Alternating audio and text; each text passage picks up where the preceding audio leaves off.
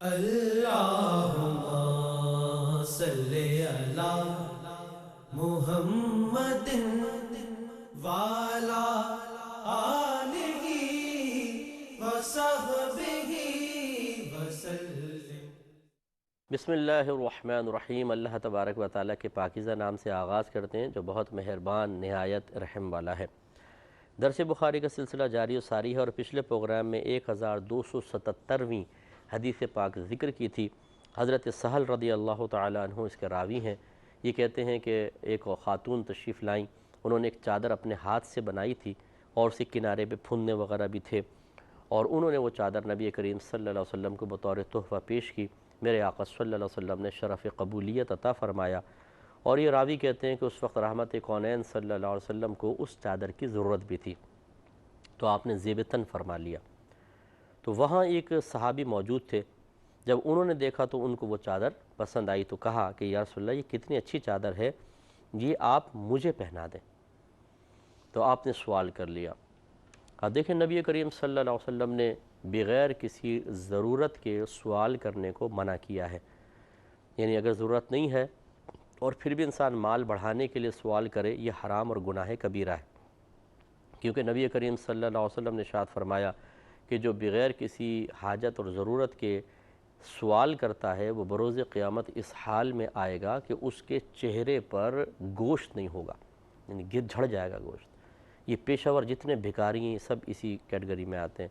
یہ اسی طرح ہمارے گھروں کے اندر ہوتا ہے کہ کون گھی کا ڈبہ کھولے، ابھی بعد میں کھول لیں گے، کھلتا ہے تو بھی فوراً ختم ہو جاتا ہے، تو یہ 3-4 دن باقی ہے نا، ذرا وہ انٹی سے گھی مانگ کے لے آؤ، فلاں سے مانگ کے لے آؤ، فلاں سے۔ یہ بعض لوگوں کی عادت ہوتی ہے کہ پتی چائے کی پتی مانگ کے لے آؤ، دودھ مانگ کے لے آؤ، حالانکہ گھر میں پڑا ہوگا۔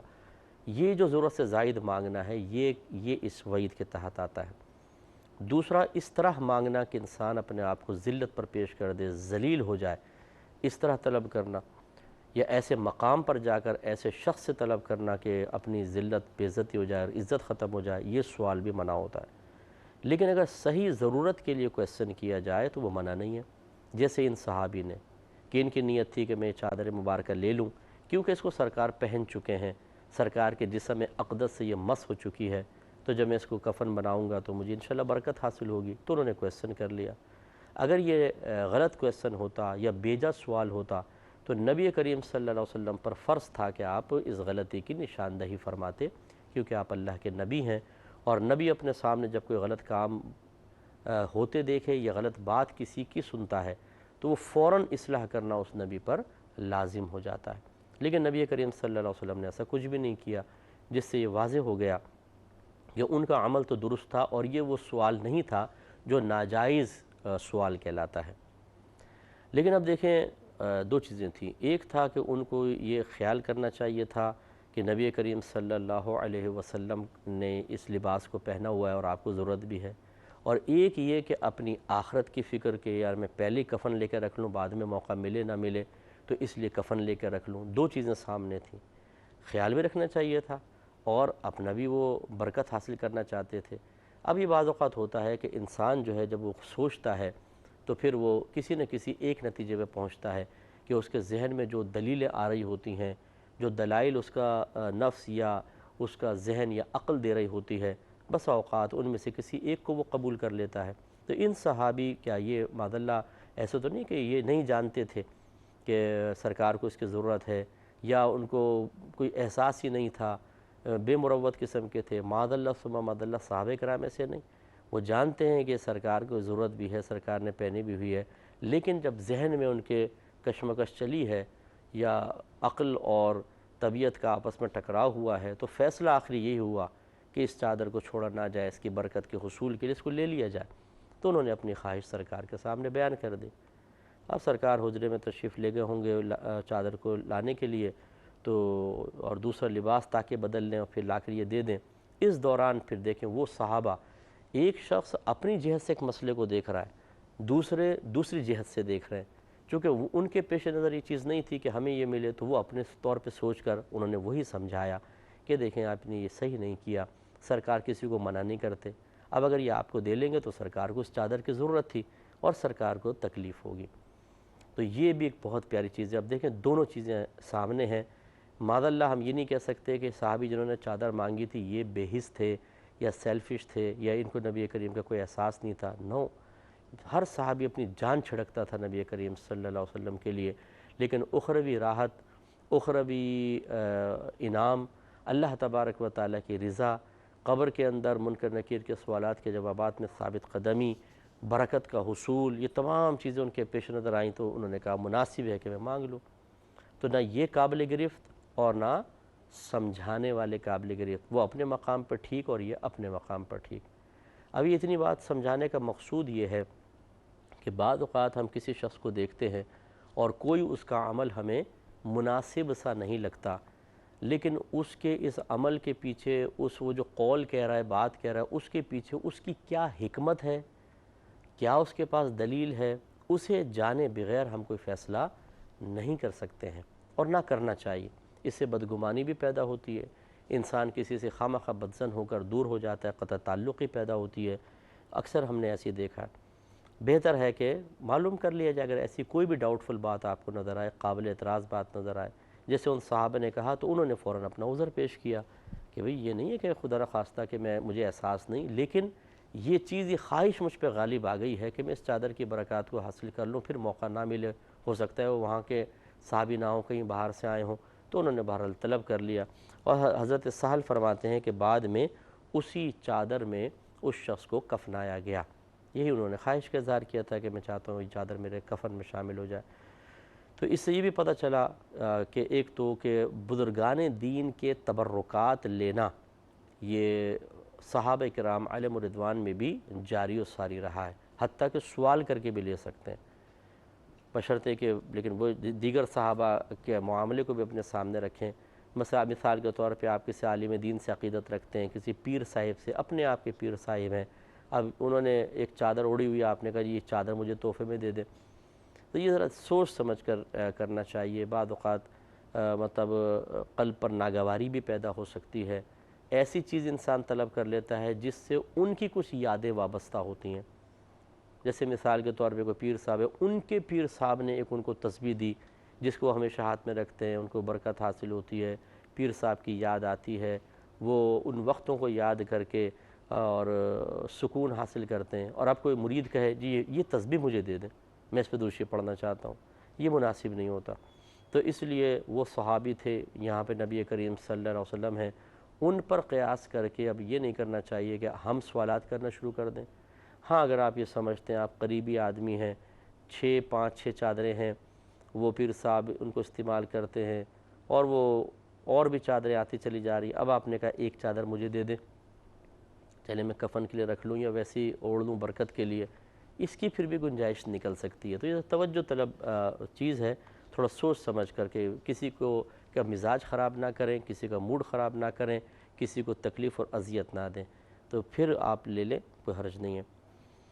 اور ایک بہترین چیز یہ دیکھیے کہ سرکار کبھی کسی کو لا نہیں فرماتے تھے.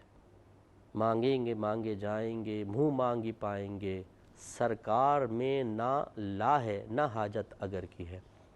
تو امام اہل سنت نے فرمایا سرکار میں نہ لا ہے، لا مانے بھی نہ، سرکار میں نہ نہیں ہے اور نہ حاجت اگر کی ہے. جیسے دنیاوی لوگ دیتے ہوئے کہتے ہیں اگر یہ کرو گے تو میں دوں گا ورنہ نہیں.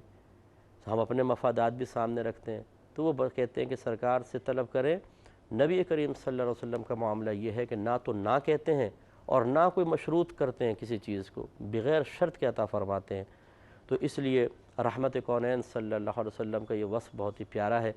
اب میں بارہا یہ چیز سمجھاتا رہتا ہوں کہ بعض لوگ نبی کریم صلی اللہ علیہ وسلم کی معاملات کو دیکھ کر چاہتے ہیں کہ دوسرا جو ان کے دور میں رہ رہا ہے وہ بالکل ویسا ہی ہمارے ساتھ طرز عمل اختیار کرے. حالانکہ نبی کریم صلی اللہ علیہ وسلم کی مصلحت اور حکمتیں آپ ہی جانتے ہیں. ضروری نہیں ہے کہ وہ ادھر والا جو شخص ہے جو آپ کے زمانے میں رہتا ہے وہ بیچارہ انہی مصلحتوں کو حاصل اس کے لیے کرنا ضروری ہو یا کرے. مثال کے طور پہ بھی یہ لے لیں کہ ان صحابی نے چادر طلب کی، سرکار نے عطا فرما دی. اب کوئی مرید اپنے پیر صاحب سے چادر مانگ رہا ہے، نکما سا مرید ہے، کام کا نکاج کا دشمن اناج کا، اور پیر صاحب یہ جانتے ہیں کہ چادر لے جا کے اس کو کیش کرے گا کہ دیکھو جی میں پیر صاحب کا مقرب ہوں، چادر دیے مجھے، ایسے مرید ہوتے ہیں، اور بعض تو پھر وہ اس سے فائدے حاصل کرنے شروع کر دیتے ہیں۔ اب وہ پیر صاحب نے چادر نہیں دی، اب کوئی مرید ان پر آبجیکشن کرے کہ دیکھو جی سرکار نے تو کبھی منع نہیں کرتے تھے، یہ پیر ہو کے منع کر رہے ہیں، ان کو تو زیادہ سرکار صلی اللہ علیہ وسلم کی اتباع کرنی چاہیے۔ تو یہ ایک غلط خیالات ہیں، ایسا نہیں ہے۔ ہاں جو معظم دینی ہوتے ہیں، علماء ہیں، مفتیان کرام ہیں، پیر اعظام ہیں، ان کو فراغ دل ہونا چاہیے، ان کو بخل کے بالکل قریب بھی نہیں ہونا چاہیے، یہ ٹھیک ہے۔ لیکن یہ کس نے کہا کہ تمہیں اگر چادر دے دیں تو پھر یہ سنت پہ عمل پیرا ہونے والے ہیں، اور تمہیں نہ دیں تو پھر یہ بالکل بیکار ہے؟ یہ خیالات بالکل غلط قسم کے ہیں۔ میرے آقا صلی اللہ علیہ وسلم کی بہت ساری مصلحتیں تھیں، آپ نے ہر شعبے میں کچھ نہ کچھ مثالیں قائم کرنی تھیں۔ یہی وجہ ہے کہ کیا ایسا ہوا کہ ان صحابہ نے چادر مانگی ہو تو پھر یہ سلسلہ چل پڑا ہو، اگلے دن دوسرے نے مانگی، تیسرے دن تیسرے نے مانگی، بلکہ جب سرکار فجر میں آیا تو ایک نے مانگ لی، ظہر میں آیا تو دوسرے نے مانگ لی، عصر میں آیا تو تیسرے نے مانگ لی ہو؟ ایسا ہوا؟ یقینی سی بات ہے کہ نہیں ہوا۔ یہ کوئی ایک آدھ واقعہ ہوا جو مثال قائم کرنے کے لیے اللہ تبارک و تعالی نے اپنے حبیب کو اور ان صحابی کے قلب میں الہام فرمایا، اور یہ معاملات ہوئے ہیں۔ اس کے راز اللہ تعالیٰ اس کے رسول ہی جانتے ہیں۔ تو بہت ساری چیزیں ایسی ہوتی ہیں کہ جو کسی صحیح اور بہت ہی بڑی مصلحت کے تحت ہوتی ہیں، عوام الناس کو اختیار نہیں کہ ان کو بنیاد بنا کر کسی پر طنز کریں اور کسی سے اپنے سلسلہ عقیدت کو منقطع کریں۔ پیر صاحب پہ کوئی واجب نہیں ہے کہ آپ کو تحفہ دیں، کسی عالم اور مفتی پہ لازم نہیں ہے کہ اپنے متبعین کو وہ تحفہ دے، اور کسی کو اختیار نہیں ہے کہ اگر بزرگ کی طرف سے انکار ہو جائے تو ان پہ تنقید شروع کر دیں کہ سرکار تو لا نہیں فرماتے تھے، آپ لا کہتے ہیں، سنت پہ عمل پیرا نہیں ہوتے۔ تو کیا یہ پیر صاحب کے لیے نبی کریم کی سنت ہے؟ آپ بھی تو امتی ہیں، آپ کے لیے نہیں ہے؟ تو اب 4 لڑکوں کو اس کے پیچھے لگا دینا چاہیے، مانگو اس سے کرتا بھی مانگو، اس کا پاجامہ مانگو، اس کی گھڑی مانگ لو، اس کا موبائل مانگ لو، اور پھر جب منع کرے تو کہیں تم کیوں لا کہہ رہے ہو؟ تم کیا نبی کریم کی سنت پر عمل پیرا ہونا تمہارے لیے کوئی اہمیت نہیں رکھتا؟ تو پھر ان کے ہوش ٹھکانے آتے۔ تو اس طریقے سے مطلب تنقیدیں کرنا، اور جن چیزوں میں اللہ تبارک و تعالی نے کسی کو اختیار دیا ہے اس میں اس کو مجبور محض بنا دینا کہ آپ کو کوئی اختیار نہیں انکار کا، بس ماننا آپ کے لیے لازم ہے کہ آپ سرکار صلی اللہ علیہ وسلم کے طریقے کے مطابق چلیں، یہ ایک غلط رویہ ہے، اس پر اچھی طریقے سے توجہ کرنی چاہیے۔ تبرکات پہ میں پہلے کلام کر چکا ہوں، ایک دفعہ پھر یہ جملہ کہہ دیتا ہوں، ہمارے جتنے بہن بھائی ہمیں سن رہے ہیں یاد رکھیں، یہ بزرگان دین سے عقیدت، ان سے تعلق رکھنے والی چیزوں سے برکت حاصل کرنے کا قصد و ارادہ، یہ کوئی جدید پیداوار نہیں ہے، یہ صحابہ کرام علیہم رضوان نے کیا ہے، اور ہم انہی کے طریقوں پہ چلنے والے لوگ ہیں۔ جب میرے آقا صلی اللہ علیہ وسلم وضو فرماتے تھے، آپ نے بارہا روایات سنی ہے کہ کوئی ایک قطرہ بھی صحابہ اس کو زمین پہ نہیں گرنے دیتے تھے۔ جیسے سرکار وضو فرماتے فوراً ہاتھ نیچے کر کے پانی کو لے کر اپنے چہرے پہ ملتے، اور کہتے ہیں کہ اگر کوئی سرکار وضو فرماتے اور وہ کسی کو پانی نہ ملتا، وہ دوسرے کے ہاتھ سے تری لے لیتا تھا اور اس کو اپنے چہرے پہ ملتا تھا۔ یہ کیوں کر رہے ہیں صحابہ؟ برکت حاصل کرنے کے لیے۔ اسی طرح سرکار نے جب منہ مبارک دیا ہے تو سب نے صحابہ نے جو سرکار نے حلق فرمایا تو وہ صحابہ میں تقسیم کر دیے گئے، انہوں نے برکت کے لیے اپنے پاس رکھے ہیں۔ تو یہ کوئی نئی چیز نہیں ہے، یہ اکابرین کا طریقہ ہے، یہ صحابہ کا طریقہ ہے، اور اس طریقے پر ہمیشہ قائم رہیے۔ اگلی روایت، اگلے باب کی طرف آتے ہیں کہ باب اتباع نساء الجنائز، یعنی عورتوں کا جنازوں کے ساتھ جانے کا باب۔ حدیث نمبر ہے 1278، اور اس کے راویہ حضرت ام عطیہ رضی اللہ تعالی عنہا ہیں۔ یہ کہتی ہیں کہ ہمیں جنازوں کے ساتھ جانے سے منع کیا گیا تھا، اور ہمیں جنازوں کے ساتھ جانے کی زیادہ ترغیب نہیں دی گئی تھی، یا ہم کو زیادہ تاکید سے منع نہیں کیا گیا تھا۔ پہلے اس کے الفاظ سن لیں پھر میں آپ کو بتاتا ہوں۔ یہ کہتی ہیں کہ نہینا عن اتباع الجنائز، ہمیں جنازوں کے ساتھ جانے سے روک دیا گیا تھا، ولم یعظم علینا، اور اس معاملے میں ہم پر سختی نہیں کی گئی تھی، بہت زیادہ تاکید نہیں کی گئی تھی۔ اب اس میں دونوں پہلو ہیں، یا تو روکنے میں زیادہ سختی نہیں تھی، نرمی سی بس ٹھیک ہے بھئی نہ جاؤ تو بہتر ہے، اور یا پھر ہمیں ترغیب میں زیادہ سختی نہیں کی گئی تھی کہ جا سکتے ہو، اس میں کوئی سختی نہیں کی گئی۔ تو اعتدال کا معاملہ. تو ہمارے احناف کے نزدیک، ہمارے علماء احناف موجودہ دور کے فتنہ فساد کو دیکھ کر منع کرتے ہیں کہ عورتوں کو جنازے کے ساتھ جانا شرعاً جائز نہیں ہے. تو بہنیں بس گھر تک رخصت کریں، اس کے بعد مرد حضرات کا کام ہے کہ وہ قبرستان تک لے جائیں. لیکن فرض کر لیں کسی جگہ مردی نہیں ہے اور جنازہ اب لے کر جانا ہے، تو کیا اب عورتیں نہیں لے کے جائیں گی؟ بالکل لے جا سکتی ہیں. تو یہ مطلقاً منع نہیں ہے. یہاں پر جو منع کیا گیا وہ بس اسی لیے کہ عورتوں مردوں کا اختلاط ہو جائے گا یا عورتیں ساتھ جنازے کے جائیں گی. تو آپ نے دیکھا ہے کہ جب جنازہ اٹھتا ہے گھر سے تو کتنا عورتیں زور زور سے روتی ہیں کہ وہ تیسرے محلے تک آواز چلی جاتی ہے اور لوگ سمجھ جاتے ہیں یار کوئی مر گیا ہے شاید، دیکھو کتنا رونے کی آواز آ رہی ہے. حالانکہ اتنا چیخ کے رونے کو شریعت ناپسند فرماتی ہے.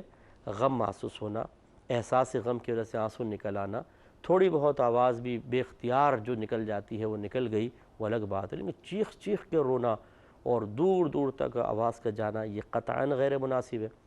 تو جو خواتین لاش کے اٹھتے ہی اتنا چیخ رہی ہیں، ان کو ساتھ جانے کی اجازت دے دی جائے تو یہ کیا جزا فضا کتنی کریں گی. اس لیے ان کو عافیت یہی تھی کہ ان کو روکا جائے. تو یہ منع فرمایا گیا کہ عورتیں جنازے میں نہ جائیں، لیکن زیادہ سختی نہیں رکھی گئی. جانے کی ترغیب میں یا روکنے میں زیادہ سختی نہیں، دونوں پہلو نکل سکتے ہیں. تو اس میں مراد یہی ہے کہ اگر بالفرض کوئی ایسا موقع آ جائے کہ عورتوں کو ساتھ جانا ضروری ہو تو ایک الگ بات ہے، ورنہ اس میں کوئی مطلب بہتر یہ ہوگا کہ آپ گھر میں رہیں، مرد حضرات اس کو لے کر جائیں گے. جیسے باہر کے ملکوں میں اب ایسا ہوتا ہے بعض اوقات گاڑیوں میں، کیونکہ وہاں بڑے بڑے قبرستان ہیں، خواتین بھی چلی گئیں گاڑیوں کے اندر، سائیڈ میں وہ کھڑی ہو گئیں اور مرد حضرات دفنا لیے، واپسی میں سب ساتھ آ گئے. تو یہ اس طرح باہر کے ملکوں میں اس کی بالکل گنجائش نکل سکتی ہے، اور ہمارے یہاں مطلب ایسا نظام نہیں ہے. قبرستان بہت ہی مطلب اس میں گڑ مڑ ہو گئی ہیں قبریں، اور جب مرد عورت جمع ہو جاتے ہیں تو پھر بدنگاہی کے معاملات یہ وہ. ہاں اس میں بھی ایسا ہو سکتا ہے یہاں پر بھی کہ کوئی خاتون گاڑی میں بیٹھ کر چلی جائیں، جنازے کے ساتھ ساتھ نہیں چل رہی ہیں اور قبرستان تک پہنچ جائیں، وہاں فاتحہ پڑھ لیں اور باہر کے باہر ہی واپس آ جائیں تو گنجائش نکل سکتی ہے. اگلے باب کی طرف آتے ہیں. باب حد المرأة علی غیر زوجہا. حدن کہتے ہیں سوگ کو، تو کہتے ہیں کہ خاوند کے غیر پر عورت کا سوگ کرنا، اس کا باب. یعنی خاوند فوت ہو تو سوگ کرے گی عورت، لیکن کیا کسی اور کی وفات پر بھی سوگ کر سکتی ہے؟ سوگ کا مطلب ہوتا ہے اظہار غم کرنا. اظہار میں اور احساس میں فرق ہوتا ہے. احساس غم یہ ہے کہ بھئی غم محسوس ہو رہا ہے، لیکن انسان ظاہری طور پر کوئی ہمیں پہچان نہ سکے کہ بھئی کوئی غم ہے یا نہیں ہے.